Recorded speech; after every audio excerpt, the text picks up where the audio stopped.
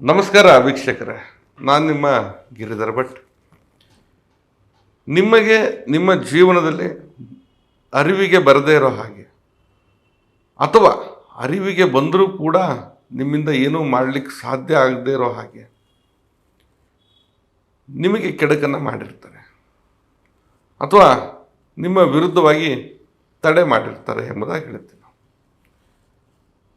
ಅಂದರೆ ಯಾವುದೇ ರೀತಿ ಈ ವ್ಯಕ್ತಿ ಏಳಿಗೆ ಆಗಬಾರ್ದು, ಮುಂದಕ್ಕೆ ಹೋಗಬಾರ್ದು. ನೋಡಿ, ಇಲ್ಲಿ ನಾವು ಸೂಕ್ಷ್ಮವಾಗಿ ನೋಡ್ಬೇಕಂತಂದರೆ, ನೀವು ಒಂದು ಹಂತದಲ್ಲಿ ಭಾಳಷ್ಟು ಬೆಳೆದಿರ್ತೀರ, ಒಳ್ಳೆ ರೀತಿಯಾಗಿ ಜೀವನ ಸಾಗಿಸ್ತಾ ಇರ್ತೀರ. ನಿಮ್ಮ ಊರು, ಜನ, ಕೇರಿ, ಸಮುದಾಯ, ಸಮಾಜದಲ್ಲಿ ಏನಪ್ಪ ಭಾಳ ಪ್ರಗತಿ ಆಗ್ತಾ ಇದ್ದಾನೆ, ಈ ವ್ಯಕ್ತಿ ಹಿಂಗಿದ್ದಾನೆ, ಪರವಾಗಿಲ್ಲ, ಎಲ್ಲ ಒಂದು ಕಡೆ ಜೀವನ ಸೆಟಲ್ ಮಾಡಿಕೊಂಡಿದ್ದಾನೆ ಎಂಬುದಾಗಿ ಮಾತುಗಳು ಬಂದಿರ್ತವೆ. ಇದು ನೋಡಿದ ತಕ್ಷಣ ನಿಮಗೆ ಕೆಡುಕನ್ನು ಮಾಡಲೇಬೇಕು, ನಿಮ್ಮ ಏಳಿಗೆನೂ ತಡಿಬೇಕು. ಹಾಗೆ ನೀವು ಮಾಡುವಂತಹ ಕಾರ್ಯ ಪ್ರತಿಯೊಂದರಲ್ಲೂ ಕೂಡ ತಡೆ ಮಾಡಿ ಹಾಕಿ ನಿಮಗೆ ಸಂಪೂರ್ಣವಾಗಿ ನಿರ್ನಾಮ ಮಾಡುವಂಥ ಹುನ್ನಾರ. ಇದು ಯಾರಿಂದ ಆಗುತ್ತೆ? ನಿಮ್ಮ ಬಳಿ ಇರ್ತಕ್ಕಂಥ ಅಥವಾ ನಿಮ್ಮ ಏಳಿಗೆ ಸಹಿಸದೆ ಹತಾಶಾಭಾವನೆಯಲ್ಲಿ ಹೋಗಿ ಮಾಡುವಂಥ ಕೆಟ್ಟ ಕುತಂತ್ರಿಗಳಿಂದ ಆಗಿರುತ್ತೆ. ಇವ್ರಿಗೇನು ತಾನು ಉದ್ಧಾರ ಆಗದೇ ಇದ್ರೂ ಪರವಾಗಿಲ್ಲ, ಈತ ಮಾತ್ರ ಉದ್ಧಾರ ಆಗಬಾರ್ದು, ನಮ್ಮ ಕಣ್ಮುಂದೆ ಈತ ಚೆನ್ನಾಗಿರಬಾರ್ದು, ಸರ್ವನಾಶ ಆಗಬೇಕು, ಹಾಳಾಗಬೇಕು, ಬೇಡವಂಥ ಪರಿಸ್ಥಿತಿಯಲ್ಲಿ ಇವನು ಬದುಕಬೇಕು. ಇಂತಹ ಒಂದು ಮಾನಸಿಕತೆಯ ಜೀವನ ಶೈಲಿ, ಇವೆಲ್ಲ ಒಂದು ಪ್ರಕ್ಷುಬ್ಧವಾಗಿರ್ತಕ್ಕಂಥ ವಾತಾವರಣದಲ್ಲಿ ಮತ್ತೊಬ್ಬರಿಗೆ ಕೆಟ್ಟದ್ದನ್ನೇ ಮಾಡೋದು ಇವರು ಕಾಯಕ ಮಾಡಿಕೊಂಡಿರ್ತಾರೆ.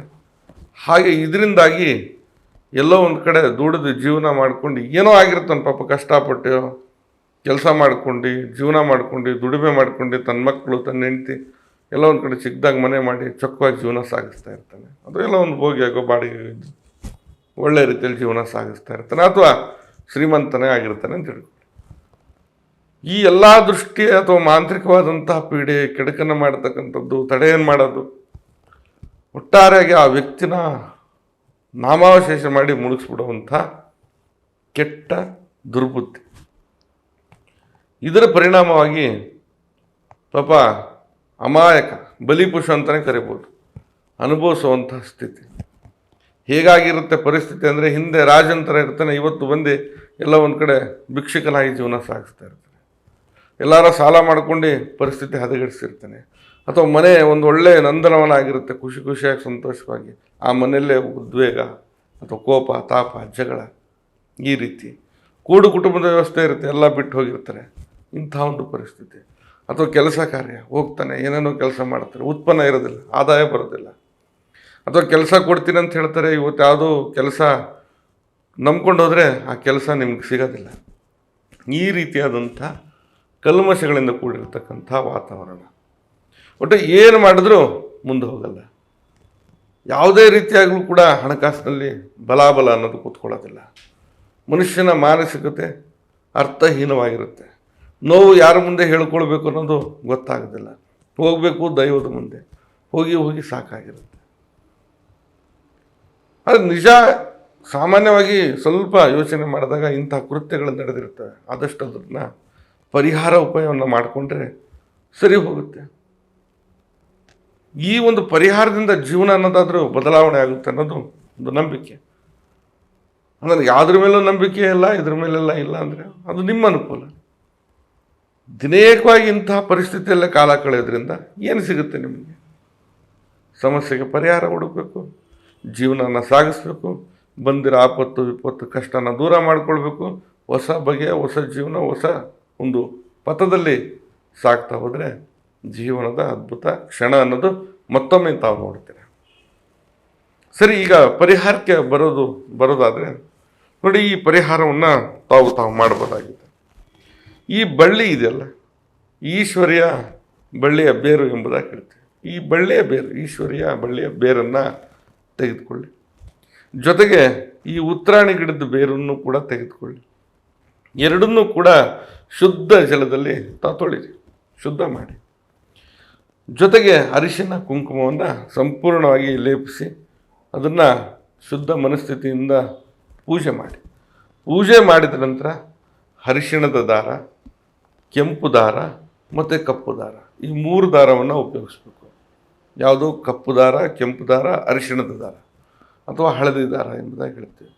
ಈ 3ನ್ನು ಸೇರಿಸಿ ಆ ಉತ್ತರಾಣಿ ಗಿಡದ ಬೇರು ಮತ್ತು ಈಶ್ವರಿ ಬಳ್ಳಿಯ ಬೇರನ್ನು ಕಟ್ಟಿದ ನಂತರ ಇದನ್ನು ಮನೆಯ ಬಾಗಿಲಿನ ಒಳಬಾಗಿಲಿನ ಮೇಲ್ಭಾಗದಲ್ಲಿ ತೂಗಾಕಿ, ಅದಕ್ಕೆ ಈ ಎಲ್ಲರ ಒಂದು ವ್ಯವಸ್ಥೆ ಮಾಡ್ಕೊಂಡು ಈ ತೆಂಗಿನಕಾಯಿ ಎಲ್ಲ ಕಟ್ತಿರಲ್ಲ ಆ ರೀತಿಯಲ್ಲಿ ಹಾಕ್ಬಿಡಿ.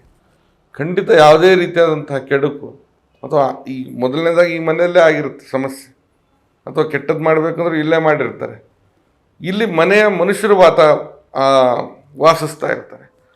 ಈ ಮನೆಯ ಎಲ್ಲ ರೀತಿಯಾದಂತಹ ನೆಗೆಟಿವ್, ಋಣಾತ್ಮಕ, ತಡೆಯಾಗಿರ್ತಕ್ಕಂಥದ್ದು ಅಥವಾ ಏನೇನು ಸಮಸ್ಯೆ ಇದೆ ಮಾಡಿಸಿರೋದು, ಕೆಡಕು ಮಾಡಿರೋದು ಎಲ್ಲ ಮೊದಲು ಪೀಡೆ ಹೋಗುತ್ತೆ. ಹಾಗೆ ಯಾರೇ ಏನು ಮಾಡಿದ್ರೂ ಕೂಡ ಆಗಲ್ಲ. ಇದನ್ನು ತಾವು ಮಾಡಿ ಖಂಡಿತ ನೀವು ಹೋಗೋ ಬರೋ ಕೆಲಸ ಎಲ್ಲ ಶುಭ ಆಗ್ತಾ ಮತ್ತೊಮ್ಮೆ ಜೀವನದಲ್ಲಿ ಲಯ ಪಡಿತೀರ, ಗೆಲ್ತೀರ, ಒಂದು ಉನ್ನತ ಸ್ಥಾನಕ್ಕೆ ಹೋಗ್ತೀರ. ಇದರ ಜೊತೆಗೆ ಸ್ವಲ್ಪ ದೋಷವನ್ನು ಉಚ್ಚಾಟನೆ ಮಾಡಲಿಕ್ಕೆ ಕೆಲವೊಂದು ಪೂಜಾದಿಗಳನ್ನು ಮಾಡೋದು ಬಹಳ ಒಳ್ಳೆಯದು ಅನ್ನೋದು ನನ್ನ ಒಂದು ಸಲಹೆ, ಅಭಿಪ್ರಾಯ. ಗೊತ್ತಿರ್ತಕ್ಕಂಥ ತಂತ್ರಿಗಳ ಬಗ್ಗೆ ಹತ್ತಿರದಲ್ಲಿದ್ದರೆ ಹೋಗ್ಬಿಟ್ಟು ಯೋಚನೆ ಮಾಡಿಬಿಡಿ. ಅಥವಾ ಗೊತ್ತಿಲ್ಲ ಅಂದರೆ ಕೆಲವೊಂದು ಪೂಜಾ ವಿಧಾನಗಳನ್ನು ಮಾಡುವಂಥ ಒಂದು ಪ್ರಯತ್ನ ನಮ್ಮಿಂದನೂ ಇರುತ್ತೆ. ಮತ್ತು ನೋಡಿ, ನಿಮಗೇನಾದರೂ ಇಂತಹ ಬೇರೆ ಬೇರೆ ಸಮಸ್ಯೆಗಳಿದ್ದರೆ ನೀವು ಅದರ ಬಗ್ಗೆ ಕೇಳಬಹುದಾಗಿದೆ. ಹಾಗೆ ಅದರ ಬಗ್ಗೆ ಮುಂದಿನ ದಿನಗಳಲ್ಲಿ ಮಾಹಿತಿ ತಿಳಿಸುವಂತಹ ಒಂದು ಪ್ರಯತ್ನ ಕೂಡ ನಮ್ಮಿಂದ ನಡೆಯುತ್ತೆ. ಎಲ್ರಿಗೂ ಕೂಡ ಶುಭವಾಗಲಿ. ನಾನು ನಿಮ್ಮ ಗಿರಿಧರ್ ಭಟ್. ನಮ್ಮ ಕಚೇರಿ ಅಥವಾ ಮನೆ ಬಂದು ಜ್ಞಾನಭಾರತಿ ಯೂನಿವರ್ಸಿಟಿ ಕ್ವಾರ್ಟರ್ಸ್ ಸರ್ಕಲ್ನಲ್ಲಿದೆ. ಬರೋರು ಮೊದಲೇ ಸಮಯವನ್ನು ನಿಗದಿಪಡಿಸ್ಕೊಂಡು ಬನ್ನಿ. ಹಾಗೆ ಬರಲಿಕ್ಕೆ ಸಾಧ್ಯ ಆಗದೇ ಇದ್ದರೆ ಈ ಕೆಳಗಡೆ ಕಾಣ್ತಾ ಇರ್ತಕ್ಕಂಥ ನಂಬರ್ಗೆ ಕರೆ ಮಾಡಿ ಮುಕ್ತವಾಗಿ ಸಮಾಲೋಚನೆ ಕೂಡ ಮಾಡ್ಬೋದು.